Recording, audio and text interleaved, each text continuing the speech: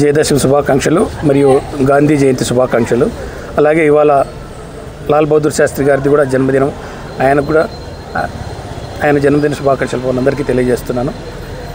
మామూలుగా యువకులుగా ఉన్నప్పుడు, చిన్నగా ఉన్నప్పుడు మనకి ఏదైనా సమస్యలు వస్తే తల్లిదండ్రులను కలుస్తాం, లేదా తాత దగ్గర సలహాలు తీసుకుంటాం. అలాగా దేశం ఇప్పుడున్న పరిస్థితుల్లో మనం ప్రోగ్రెసివ్గా ముందరికి వెళ్ళాలి.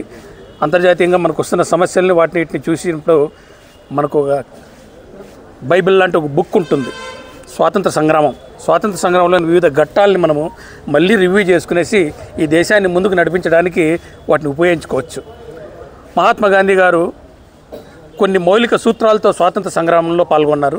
ఆ మౌలిక సూత్రాలని ఎక్కడా డీవేట్ కాకుండా వాటిని ఫౌండేషన్ లాగా పెట్టుకుంటూ ముందుకు తీసుకెళ్లారు. కాబట్టి స్వాతంత్రం వచ్చిన తర్వాత ఇంత పెద్ద దేశం యునైటెడ్గా ఉందంటే ఆ మౌలిక సూత్రాలను ఆయన జనంలోకి తీసుకెళ్లారు, దాన్ని ఆచరించినారు. కాబట్టి వివిధ మతాల మధ్య ఐక్యత, వివిధ కులాల మధ్య సౌభ్రాతృత్వము, వీటిని పట్టుకునే ఆయన దేశాన్ని ఏకం చేయగలిగినాడు.